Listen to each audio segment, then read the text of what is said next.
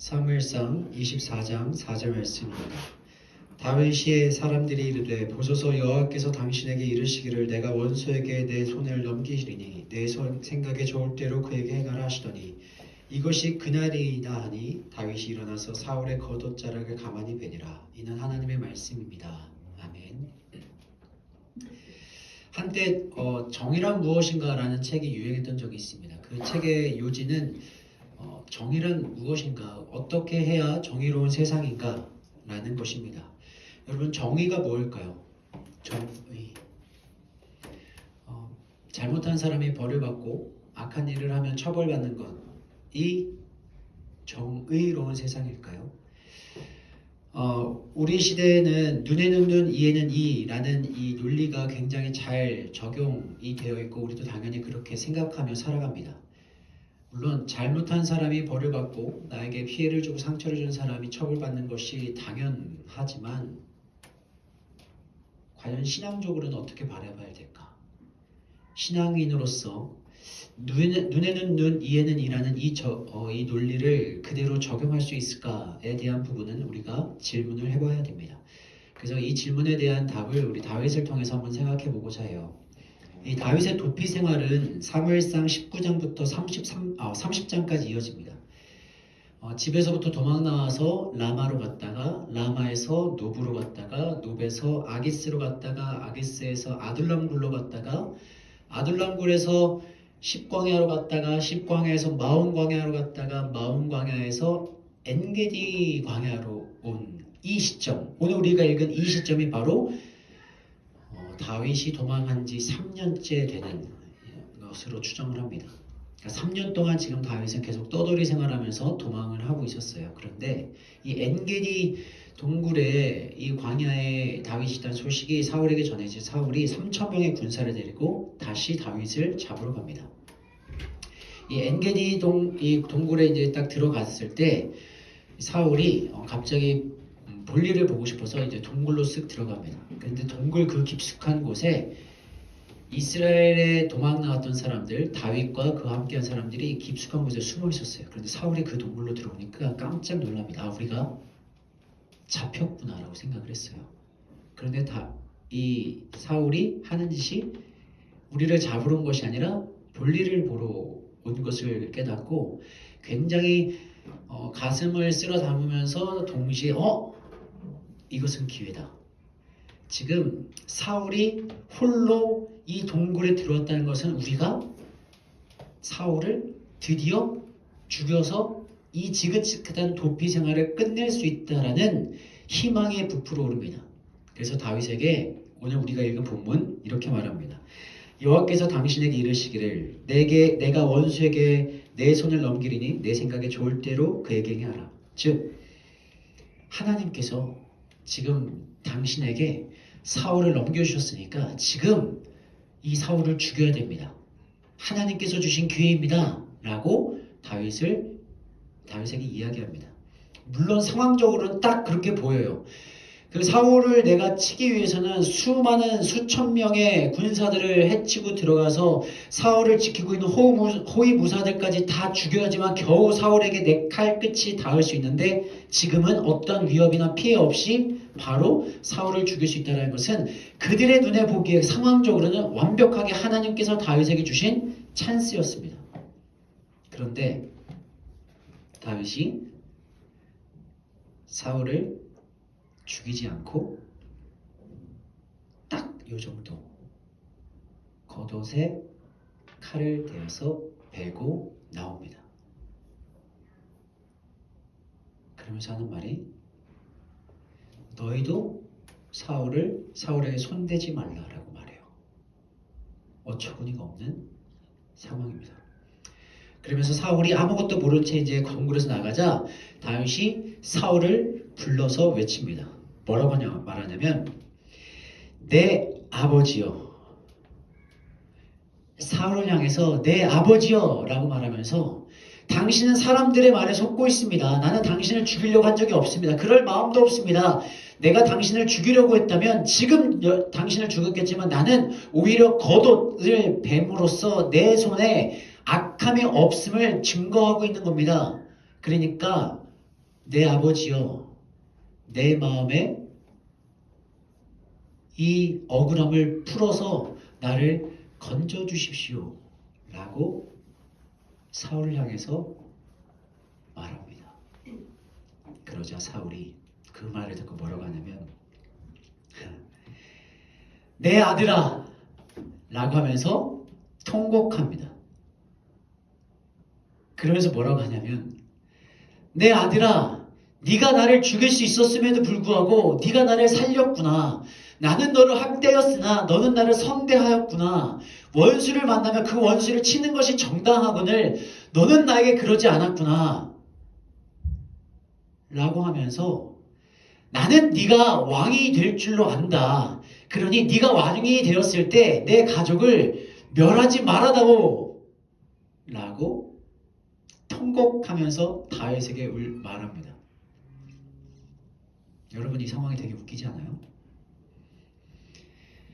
사실 여러분 이 사울이 하는 말은 굉장히 정치적인 말이에요. 내 아버지여 내가 당신을 죽일 수 있었음에도 죽이지 않습니다. 옛날에 속담에 악은 악인에게서 나온다고 했는데 나는 당신을 죽일 마음이 없었기 때문에 내 손에는 악이 없습니다. 그러니까 나를 건져주세요라고 했더니 사울이 한다는 말이 울면서 통곡하면서 내 아들아 네가 나를 선대한다. 하나님이 너에게 선으로 갚으실 것을 내가 확신한다. 그리고 네가 왕이 되었을 때 제발 내 자녀들을 내 가족들을 멸하지 말아다오. 맹세해 줄 수 있겠니? 라는 말이 사울이 정말 진심으로 내가 잘못했구나. 너에게 악한 것이 없었구나. 내가 오해했구나. 잘못했어. 근데 네가 왕이 되면 내가 너한테 한 것들을 네가 기억하지 말고 나를 용서해줘. 내 자녀들을 내 가족들을 용서해줘가 아니에요.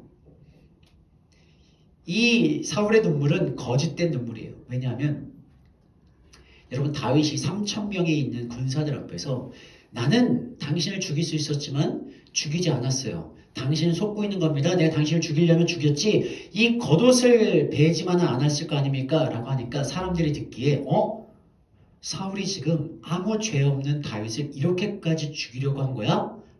라는 사울의 행위에 대한 의구심이 들기 시작합니다. 그러면서 동시에 사울 왕이 다윗을 저렇게 죽이려는 명분이 없는 거 아니야? 이거 잘못된 거 아니야?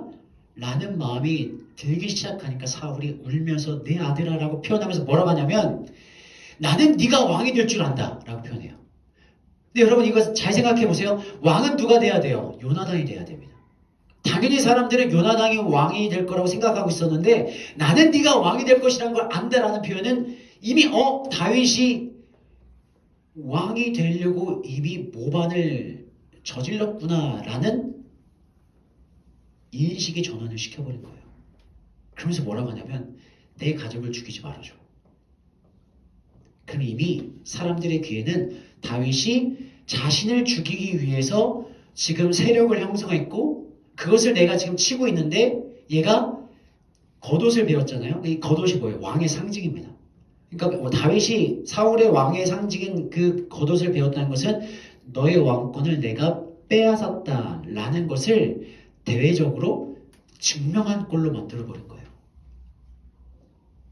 그러니까 사울이 완벽하게 자신의 위기를 완벽한 처세술과 지혜로 뒤집어 엎어버린 겁니다. 여러분 그러면 사울이 악인이지만 하나님께서 버린 사람이지만 너무 지혜롭게 잘 행동했어요. 그렇죠? 근데 하나님이 선택하신 다윗은 너무 멍청하게 행동했어. 다윗이 사울을 죽였더라면 다윗이 이제까지 자신을 그렇게 괴롭히고 자신의 인생을 망가뜨렸던 그 사윗에 대한 복수가 될 수 있고 또한 자신과 함께하는 400명이 넘는 사람들 사울에게로부터 핍박받아서 억압받아서 도망 나왔던 그 사람들의 한을 풀어줄 수 있는 굉장히 좋은 기회예요. 동시에 사울이 왕위를 폐위하고 이미 하나님께서 나에게 기를 부으셨기 때문에 내가 이스라엘 왕으로서 이스라엘을 더 풍족하게 더 견고하게 더 하나님의 나라로 만들어갈 수 있는 굉장히 좋은 기회인데 이 다윗이 하는 행동은 너무도 멍청한 행동이에요. 답답해. 멍청해. 그렇게 느껴져요. 그런데 여러분, 왜 이랬을까?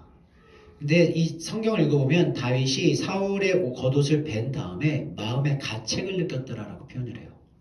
왜 가책을 느꼈을까? 내가 사울을 죽일 수 있었음에도 불구하고 사울을 죽이지 않고 마음이 여려서 마음이 약해서 겉옷을 벤 것에 대해서 후회한 것이 아니라 하나님께서 선택하신 사람을 내가 감히 이렇게 해하려 했다는 것 자체에 대해서 가책을 느껴요. 답답하죠. 죽였으면 끝나는 문제인데 24장이에요 지금. 6장 동안 앞으로 몇 년 동안 더 도망다녀야 될 그 상황을 자기 스스로 선택해버린 굉장히 답답한 행동입니다. 그런데 여러분, 이 다윗의 행동이 왜 답답하게 느껴질까? 왜 우리가 다윗이 자신을 괴롭히고 힘들게 하고 자신의 인생을 망가뜨린 이 사울을 죽이지 않은 이 행동이 답답하게 느껴질까요? 여러분, 그것은 내가 그렇게 하고 싶기 때문에 그래요. 내가 내 인생을 공격한 사람, 나를 상처 준 사람, 나에게 힘들게 한 사람, 나를 괴롭히는 사람은 나는 당연히 갚아줘야 돼. 당연히 복수해야 돼. 눈에는 눈, 이에는 이. 왜냐하면 가만히 있으면 호구로 보고 가만히 있으면 더 나한테 함부로 대하는 세상이기 때문에 가만히 있는 게 멍청한 거야. 그래서 나도 나에게 힘들게 하는 사람, 나에게 상처를 준 사람은 나도 당연히 복수해주고 갚아줘야 돼. 이것이 우리가 이 세상을 지혜롭게 살아가는 방식이야. 그런데 다윗은 보란듯이 야 그렇게 사는 거 아니야. 신앙을 가진 사람이라면 그렇게 눈에는 눈, 이에는 이로 살아가는 게 아니야. 라고 우리들에게 보여주고 있는 것 때문에 답답하고 짜증나는 거예요. 물론 우리도 알아요. 성경에 원수 갚는 것은 내게 있으니 내가 원수를 갚으리라고 하신 말씀. 악을 악으로 갚지 말고 너는 선으로 악을 이기라라는 말씀이 있는 건 우리가 알아. 근데 이게 왜 우리들의 마음에 다가오지 않느냐면 이거는 내가 살아가고 있는 현실과 하나님께서 말씀하고 계신 그 말씀의 괴리가 너무 커. 당연히 그런 게 있다는 거 알아. 하나님께서 원수 갚아주시겠지. 그렇게 갚아준다고 했으니까. 그런데 내가 살아가고 있는 이 현실에는 하나님의 말씀을 적용하기가 어려워요. 왜? 나를 괴롭히고 나에게 상처 주고 나를 힘들게 하는 그 사람은 떵떵거리면 잘 살거든. 더 잘 나가고 더 잘 살고. 근데 내 인생은 그것 때문에 망가지고 힘들어 상처받았어. 그래서 그거에 대한 트라우마가 있어. 힘들어. 그런데 하나님은 내 상처, 내 아픔을 신경 쓰는 것보다 야 그 사람들 신경 쓰지 말라고 오히려 그들을 보호해주는 것 같이 느껴지니까 하나님의 말씀이 짜증이 나는 거예요. 답답한 거예요. 하나님의 말씀이. 여러분 내가 그래도 신앙이 있으니까 그래 내가 악으로 갚지 않겠어? 하나님께서 원수 갚으실 테니까 내가 참아보겠어라고 하는데 그렇게 막 억지로 내 마음을 이렇게 짓누르고 있는데 옆에 있는 사람들이 야 너 바보야? 왜 가만히 있어? 복수해야지. 야 가만히 있으면 네가 호구되는 거야. 너도 고소해. 너도 공격해. 라고 말하면 그 말을 듣는 순간 억지로 이렇게 눌러왔던 내 마음이 폭발하는 거예요. 왜 이거 내가 도대체 하나님 이게 신앙이 도대체 뭔가? 내가 이렇게 당하고 있는 게 맞는 건가라는 마음이 생길 수밖에 없다라는 거죠. 여러분, 그래서 이 성경을 보면 다윗이 그 좋은 기회에 사울을 죽여줬으면 네가 어떻게 나를 이렇게 힘들게 할 수 있어? 너 때문에 내 인생이 이렇게 망가졌어 라면서 자신의 울분을 쏟아부으면서 사울을 죽였으면 마음이 너무 편했을 텐데 다윗이 그렇게 하지 않으니까 답답한 거예요. 성경을 읽으면서 와닿지 않는 거야.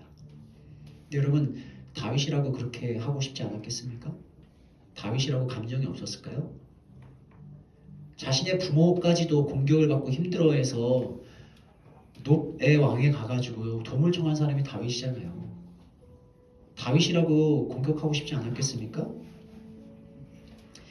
다윗도 당연히 그렇게 하고 싶었을 거야. 그런데 그렇게 하지 않은 이유는 다윗이 마음이 약해서 마음이 여려서 그렇게 하지 않은 것이 아니라 하나님께서 심판하실 것이라는 것을 알고 있었기 때문에 그 심판을 하나님께 넘긴 겁니다. 여러분, 다윗이 그렇게 할 수 있음에도 불구하고 안 한 것은 본능적 행위가 아니라 그가 갖고 있는 신앙이 그 행동을 멈추게 한 거예요. 이거 우리한테 그대로 적용을 해봅시다. 우리가 살아가면서 나를 힘들게 하는 사람 많습니다. 내가 잘못한 것이 없는데 나를 공격하는 사람 많아요. 이유 없이 나를 괴롭히는 사람 많고, 뭔가 하나의 오해로 내 인생을 무너뜨리고 내 인생을 파멸로 이끌어가는 사람 많습니다. 그럼 그때 내가 어떻게 해야 될까? 공격하고 싶고, 짓밟아주고 싶고, 복수하고 싶고, 고소하고 싶고, 그 사람의 인생을 나처럼 망가뜨리고 싶은 마음 충분히 이해해요. 그러고 싶을 거예요. 우리 모두의 마음속에는 날카로운 칼이 있잖아요. 내가 공격받으면, 내 가족이 공격받으면, 내 인생이 무너지면 언제든지 내 마음속에 있는 이 날카로운 칼을 꺼내서 그 사람을 난도질하고 싶은 마음 충분히 이해합니다. 우리 모두에게 그런 날카로운 칼이 있어요. 그런데 우리가 그렇게 하지 않는 이유, 우리 마음속에 있는 날카로운 칼을 꺼내서 마음껏 휘두르지 않는 이유는 내 마음이 어려서, 내가 겁이 많아서, 내가 약해서 하는 게 아니에요. 그렇게 하지 않는 이유는 딱 하나. 하나님께서 하지 말라고 하셨기 때문에. 하나님께서 하지 말라고 하셨기 때문에. 원수 갚는 것은 내게 있으니 내가 갚으리라. 악을 악으로 갚지 말고 선으로 악을 이기라. 누군가 너의 오른밤을 돌려치거든 너는 왼밤을 돌려대라. 누군가가 너를 억지로 오리를 가게 하거든 너는 심리를 같이 가라. 누군가가 내 겉옷을 달라고 하거든 너는 내 속옷까지 주라. 하지 말라고 하셨기 때문에. 너는 할 수 있거든 모든 사람과 화목하라 하셨기 때문에 하지 않는 신앙적 선택입니다. 물론 그럼에도 불구하고 우리들의 마음은 답답할 수 있죠. 여러분, 저는 도덕적으로 우리가 완벽함을 추구하자라고 말씀드리는 게 아닙니다. 그냥 우리가 바보처럼 참고 살자, 바보처럼 그냥 다 하고 살자라고 말씀드리는 게 아닙니다. 제가 말씀드리는 것은 다윗이 할 수 있음에도 불구하고 그 사울의 심판을 하나님께 맡긴 것처럼 우리도 맡기자는 거예요. 그러면 내가 휘두르는 칼보다 하나님께서 더 세게 그 사람을 공격하지 않으시겠습니까? 내가 치는 것보다 하나님께서 더 완벽하게 치시겠죠. 그리고 내 마음의 답답함을 하나님께서 풀어주시겠죠. 내가 참았던 눈물을 하나님께서 위로해 주시겠죠. 하나님께서 선한 것을 우리에게 갚으신다고 말씀하셨기 때문에 그 갚으신 하나님을 우리가 믿음으로 나의 믿음의 행위로서 멈추고 공격하지 말고 복수하지 않아야 돼요. 나도 널 짓밟을 수 있어. 얼마든지 할 수 있지만 신앙적 이유 때문에 하지 않는 것. 이것이 우리가 살아가는 신앙의 태도여야 하지 않을까 싶습니다. 불편하겠죠? 답답하겠죠? 다른 사람들이 보기에 멍청하고 다른 사람들이 보기에 한심해 보이겠죠? 근데 하나님께서 갚으신다고 했다는 것을 믿으면, 하나님이 우리와 함께 하시면 하나님께서 선한 것을 인도하시겠다고 하는 것을 믿으면 나의 원수는 하나님의 손에 맡기려고 하는 그 신앙적 선택들이 여러분 삶 가운데 있기를 주님의 이름으로 축복합니다. 우리 함께 기도하겠습니다. 하나님,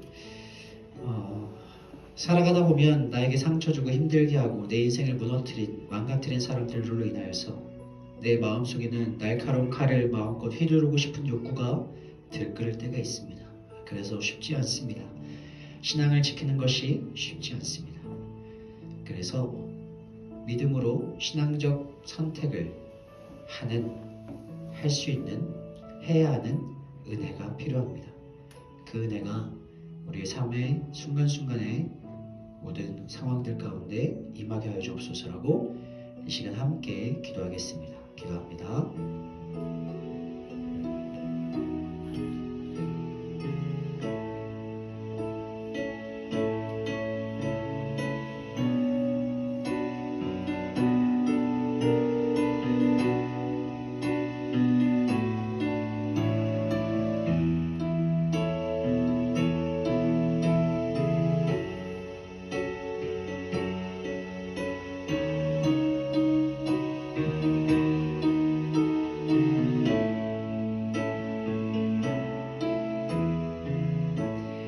하나님 아버지 감사합니다. 하나님 살아가다 보면 의도치 않게 다른 사람의 미움을 받기도 하고 또 나의 실수와 잘못으로 인해서 또 상처를 받기도 합니다.